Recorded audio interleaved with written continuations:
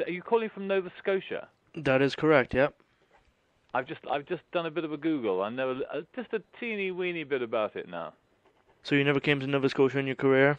I haven't come to Nova Scotia. No, I've Wow. never been that far north. No, it's not bad. It's good old Canada, east. Yeah, I mean I've been to Montreal and Toronto. I had no. I mean I had no. I think is it something like everywhere there is only about 40 miles from the coast, from sea. But I thought they were saying in Wikipedia that every part of aren't you called? It says something you're called Canada's ocean playground. It says, and that the furthest away any point in Nova Scotia is at the most 42 miles from the sea. Oh yeah, you got that right because we got Yeah. the ocean everywhere around. That And is, apparently 196 foggy days in Halifax every year on average. you know your stuff very well. Well, it must be the fog capital of the world. Something like that. But at least it sounds like it's clean fog, not smog fog. No, it's clean fog. It's a good old H2O fog.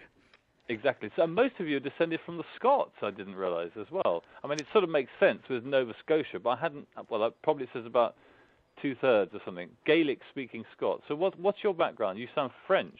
Yes, my ancestors came from France in the 1600s, and they founded, the region called Acadia, which ended up being Canada. That's right. I saw that. I had absolutely no idea that it was called Acadia, not to be confused with Arcadia, of course. But so your family have been there for 400 years. That would be correct.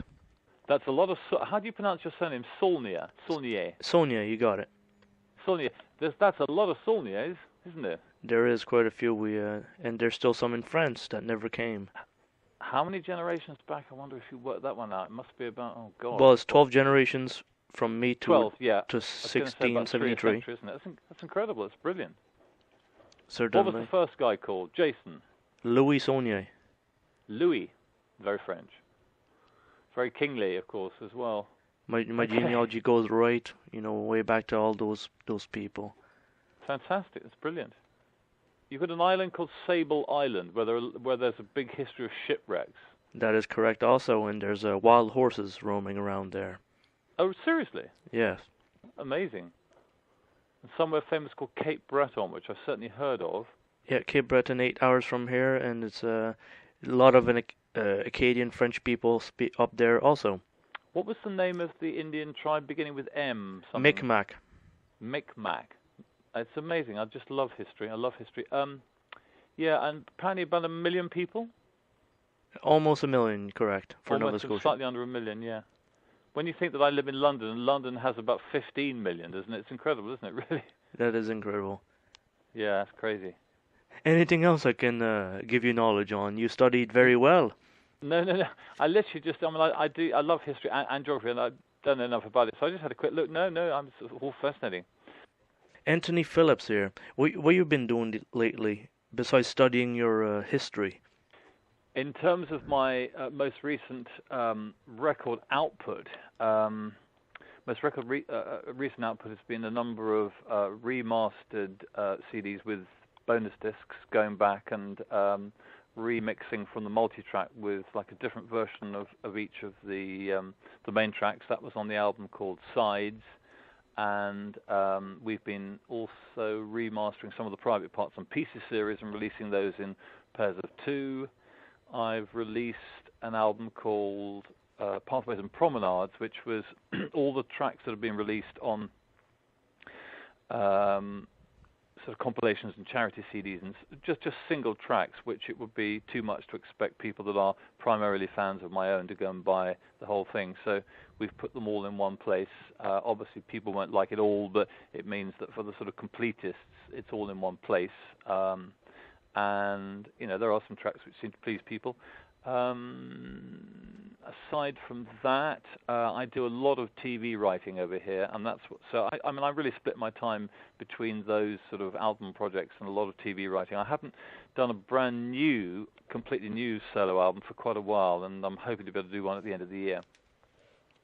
That's brilliant. Do you remaster all your stuff, and does it take time, to get that sound quality again? Yeah, I'm very lucky because I've got terrific chap called Jonathan Dan, who runs my website and is, I call him my sonic sleuth, because he tracks down masters and finds them and transfers them. And then I go to Simon Hayworth, who I met when we recorded The Geese and the Ghost back in 1975 originally, and he engineered that. He was the junior engineer on Tubular Bells, and he has gone on to become a sort of very, very sophisticated and sought-after mastering engineer right across the board, from classical to rock to film scores. And I go down to Simon's place, and we then tweak as much as we can, and we try to keep it as faithful to the original as possible. But obviously, with some of the particularly Private Parts and Pieces albums, there are the sort of extraneous noises that you really couldn't get rid of at the time. I don't mean things like just natural things like squeaks, but just hiss, I suppose, and all the rest of it. Lorries going by, that kind of thing. Not that bad. But so between Jonathan and Simon, it's a good team really, and we've managed, I hope, to improve things a bit. Throughout your whole career, did you keep some equipment from the early days, from Genesis and stuff? It's funny you should say that, actually, because the one thing I do regret was actually that I went to watch my nephew play drums in a school group the other night, and there was a Vox AC30 sitting there, and I was thinking, no, why did I get rid of my Vox AC30 for about £25 when I left Genesis? Yes, sadly, I've got almost nothing right from that particular era. The 12-string I used on the road was a Hagstrom, and that sort of met its death, really. The Stratocaster, the red Strat Fender that I had, got stolen, although I have managed to replace it with one from a similar vintage, and as I said, the Vox AC30, sadly, I foolishly got rid of.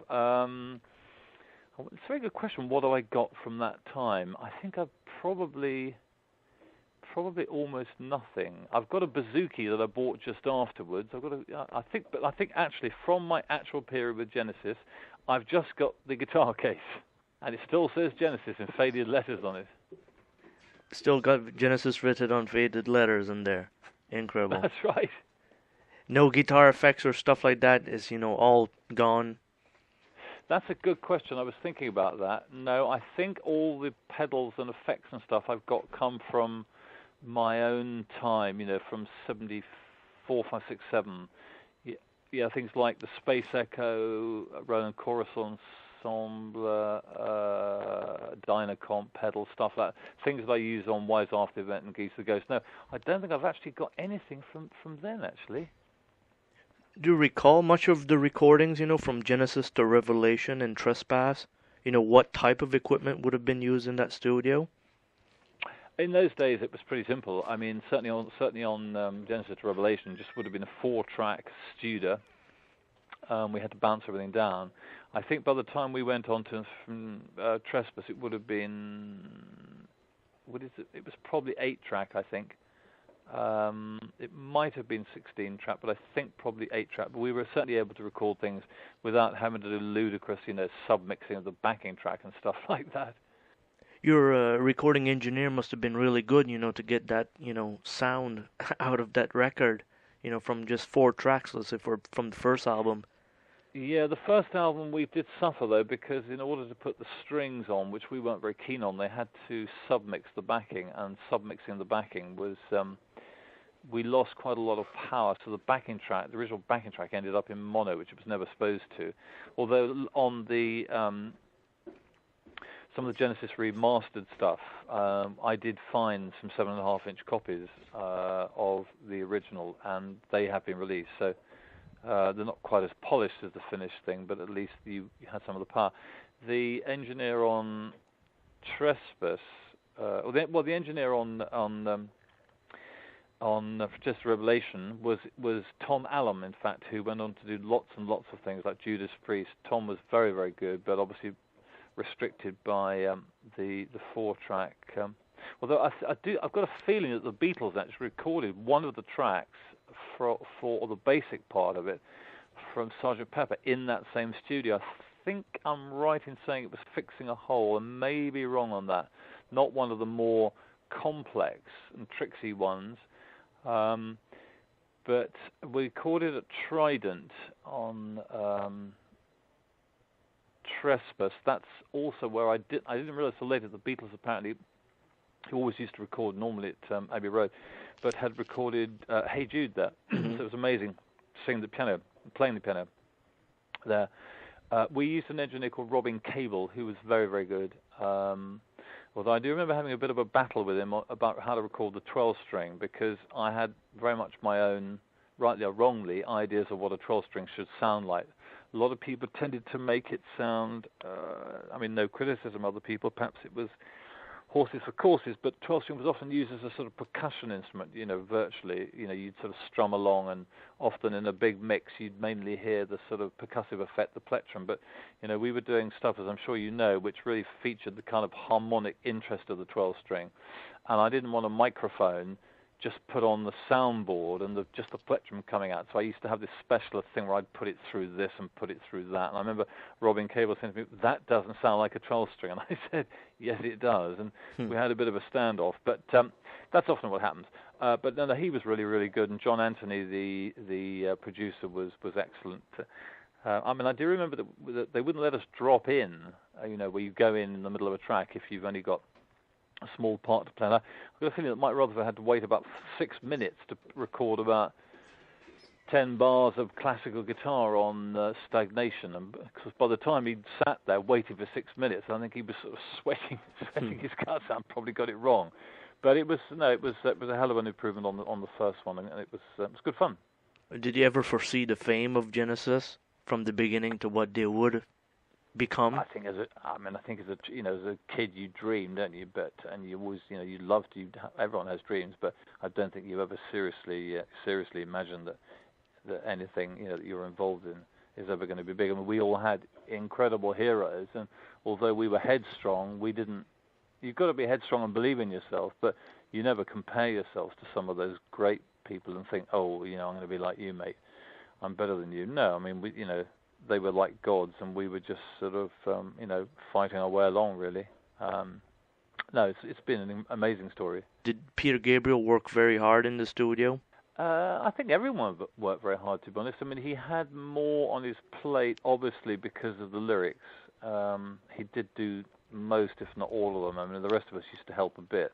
Some of it was done as a sort of collective, but I think from that point of view, well, I mean, he had less work to do instrumentally, but he had more work to do lyrically and vocally, so I suppose it kind of evened up, really. And for the creation of these songs, how did the process start to finish?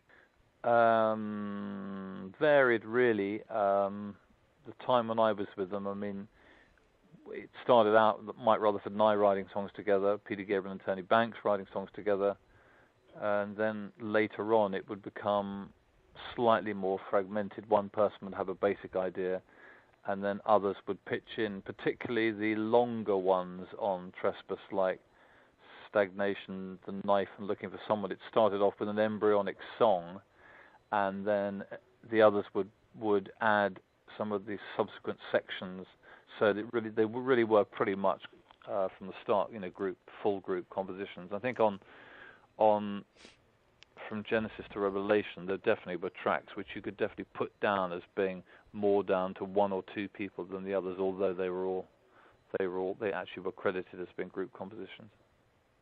Now, going back to the early days of internet, when did you start, AnthonyPhillips.co.uk and going online? Has it been a long time you're online? I mean, I've been online myself about 10 years, I suppose, 7 or 8, that sort of thing. I think we've gradually moved from a fan club, a